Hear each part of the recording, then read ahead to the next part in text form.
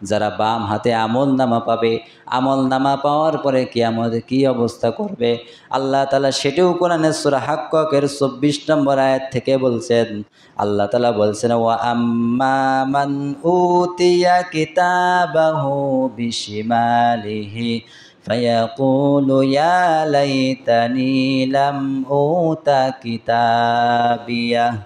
আল্লাহ রাব্বুল আলামিন বলছেন, আর যার আমল নামা বাম হাতে দেওয়া হবে, পিছন দিক থেকে দেওয়া হবে, সে বলবে, হাই আমার আমল নামা যদি আজকে আমার হাতে না দেওয়া হতো।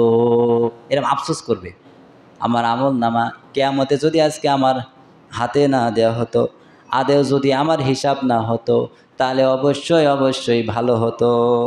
তারপর আল্লাহ তাআলা বলছেন, ওয়ালাম আদরিমা হিসাবিহা, সেই পাপিষ্ঠ ব্যক্তি বলবে, অবশ্যই আল্লাহ যদি আজকে কিয়ামতে আমার হিসাব না নেওয়া হতো তাহলে খুবই একটা ভালো কাজ হতো।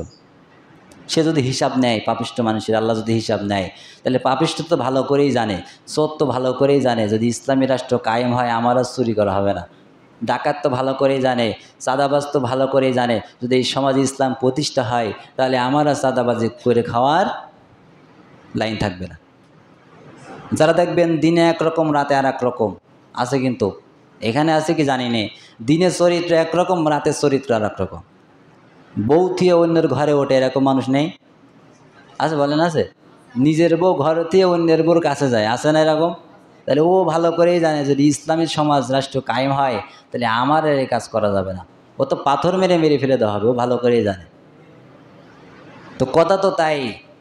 তাহলে আল্লাহ তাআলা বলছেন, ওই যারা পাপিষ্ঠ হবে তারা অবশ্যই বলবে আমার হিসাব যদি না নেওয়া হতো। হিসাব তো হলেও তো জাহান্নামে যাবে, এই কারণে সে বলবে আমার হিসাব যদি না নেওয়া হতো তাহলে আজকে খুবই ভালো হতো।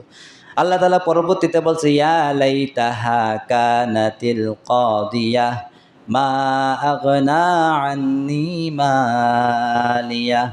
হায় আফসোস, আমার যদি একবার মৃত্যু হয়েছে, ওই মৃত্যুটাই যদি শেষ হতো, পরবর্তীতে যদি আর জিন্দা না হতে হতো, হিসাবের সম্মুখীন দাঁড়াতে না হতো, তাহলে আমার আজকে কত ভালো হতো। কথা বলবে, কারণ সে তো হিসাব যদি দিতেই হয় তাহলে সে জাহান্নামে যাবে।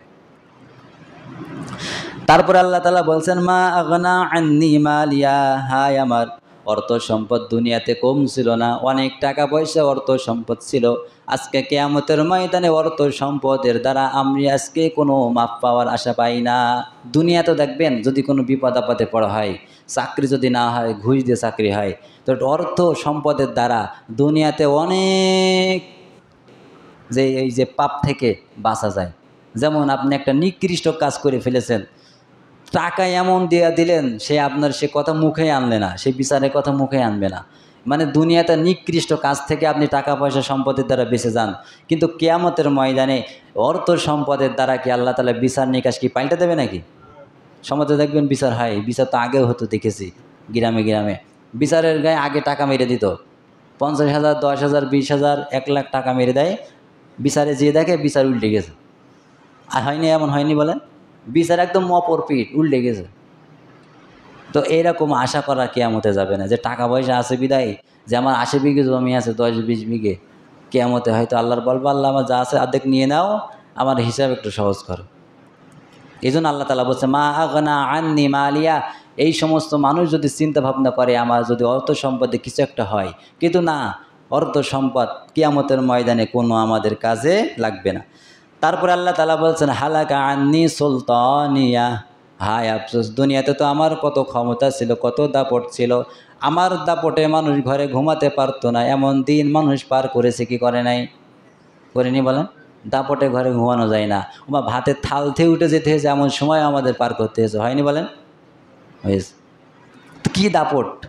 তুমি এই 15 বছর দাপট করে কি করলে? চলে যাওয়ার সময় মানুষ জুতা নিক্ষেপ করে, তো দাপট করবা, সমাজ চালাবা, রাষ্ট্র চালাবা, 15 বছর তোমার তো গলার ফুলের মালা দিয়ে বিদায় দেবে, তুমি এমন কাজ কেন করবা? তোমাকে দেশ থেকে তাড়াতে হবে, চলে যেতে হবে। তো দেখেন, কাজ দায়িত্ব এমন একটা জিনিস, যদি সুন্দরভাবে সুক্রলভাবে আপনি ভালোভাবে যদি মানুষের মন জয় করে করতে পারেন, ওই মানুষ বিদায় নেওয়ার সময় আপনাকে গলায় ফুলের মালা দেবে, অথবা তাই নয় চোখের পানিও ফেলাবে। কিন্তু আপনি দায়িত্ব পেয়ে এমন কাজ করলেন, বিদায় দেওয়ার সময় মানুষ তাড়ি দেবে, হাসবে যে না গেছে, ভালো হয়েছে। না, বুঝতে পেরেছেন? এই জন্য আল্লাহ তাআলা বলছেন কিয়ামতের ময়দানে যখন আল্লাহ হিসাব নেবেন তখন আল্লাহ তাআলা সব কিছু মানুষদেরকে বলে দিছেন হালাকা আন্নি সুলতানিয়া, দুনিয়ায় যে ক্ষমতা ছিল রাজত্ব ছিল আজকে আমার কিয়ামতে কোনো কাজে লাগবে না।